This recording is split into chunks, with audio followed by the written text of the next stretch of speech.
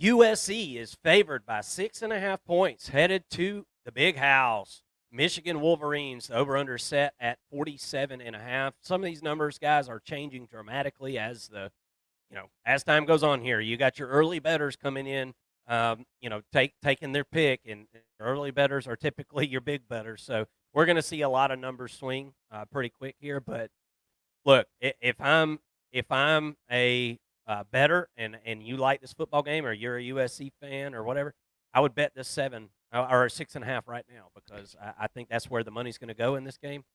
Look, USC has a good offense. Does that surprise anybody? No, that doesn't surprise anybody at all. USC has had a good offense pretty much every season that Lincoln Riley has been there, and that's going to be the case. Lincoln Riley has had a good offense everywhere he's went. But the surprising part of this USC team is this USC defense, holding opponents to 29.17% on third down. Let me repeat, 29% on third down, folks. D'Anton Lynn was a hire that was made after Lincoln Riley got rid of the defensive coordinator from last year, brings in D'Anton Lynn from UCLA. UCLA program kind of falls apart after Chip Kelly decides he's going to Ohio State. UCLA had a good defense last year. Not a lot of people paid attention to it because they weren't a great football team offensively, but defensively they did their thing.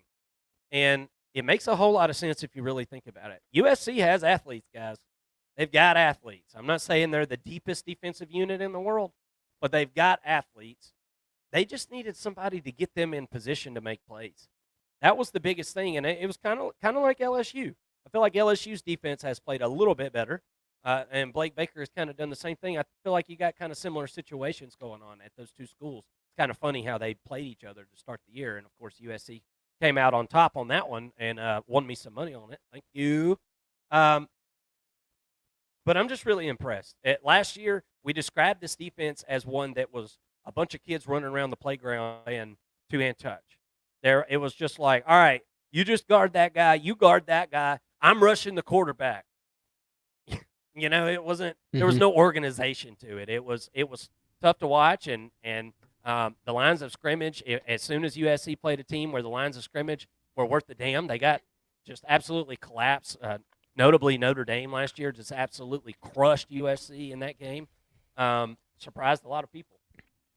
I like the improvements that USC has made. They forced 10 punts this year. I don't know how many they forced last year. Probably, not near as many through two games, I know for sure. Offensively, USC has done their thing, 47.37% on third down, 92.31% in the red zone. That's red zone scoring percentage. So 92% of the time they're getting points. And that's pretty good. That's pretty good. Michigan, on the other hand, horrible offense. The only thing they can do is run the football, Mason.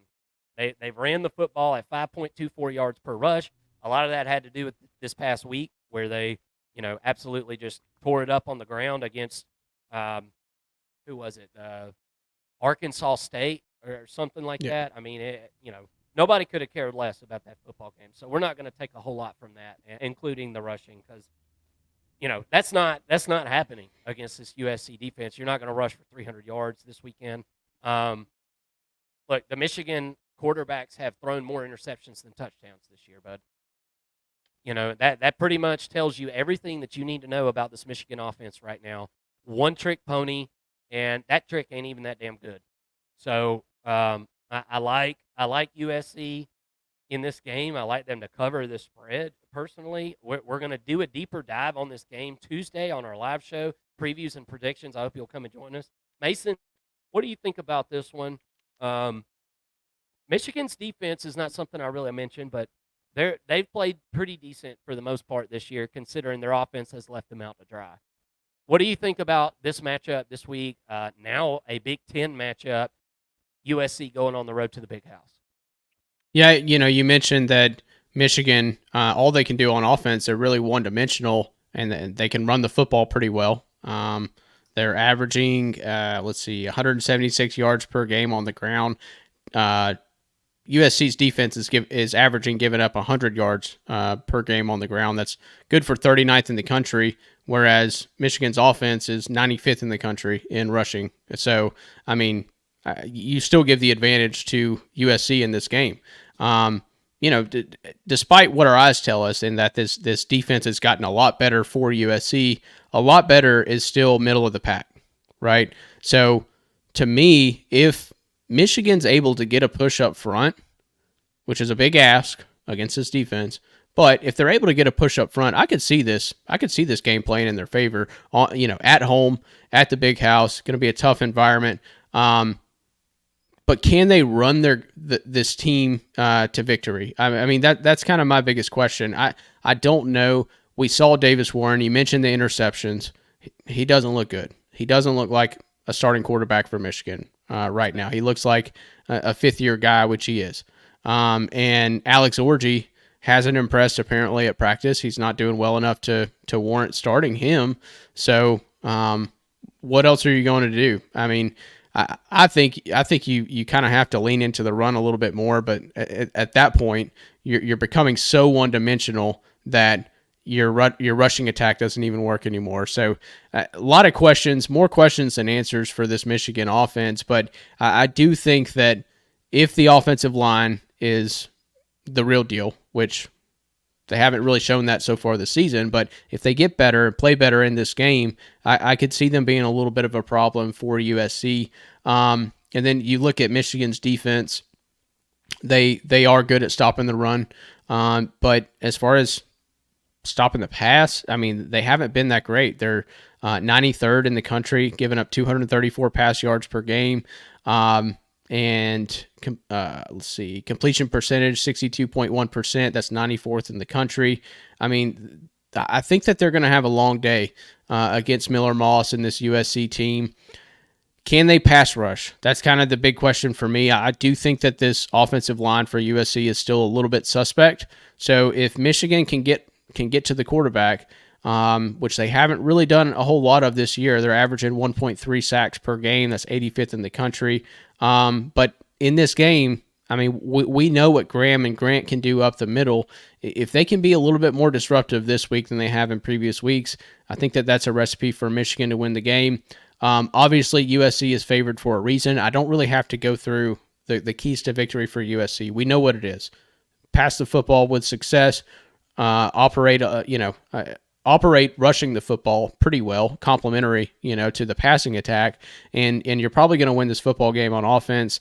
But to me, I'm going to be watching the USC defense to see, what do they look like against this Michigan offensive line? What do they look like just in general? Do they continue to get better? Do they continue to impress in a lot of ways? Are they playing in the right position? How are they on third down? Those are question marks where, going into this week, you would definitely think preseason that Michigan would be favored headed into this game. USC's favored by a touchdown. I didn't think that I would be talking about, USC in a sense of how I'm talking about them. Just saying like, hey, are they good enough to win in the national championship, or are they good enough to win playoff games? But that's kind of where we're at today in the Big Ten, with Michigan taking really a huge leap backwards this year. I think that was. It should have been more expected than we had it, I guess, but I don't know that anybody thought that this defense would slide as much as they have. This far in the season, 3 weeks into the season, this is a big game for me as far as taking a temperature of each of these teams. But I do like USC and the points in this one so far. Yeah, and look, USC has averaged running the ball at over 5 yards a clip, or right around 5 yards a clip this season. So the addition of Woody Marks to the transfer portal has been huge for USC. I look for them to be able to use him in the short passing game this game, and obviously all the playmakers are on USC's team in this one. Michigan and Sharon Moore were left to clean up the pieces. I'm sorry, it is what it is. Michigan was left to clean up the pieces here from a roster that was pretty much torn apart after last year, and I believe the defense is a product of the offense not being able to sustain drives. This is a good defense for Michigan. They are a good defense, but when they're out on the field all game, that's where you run into trouble.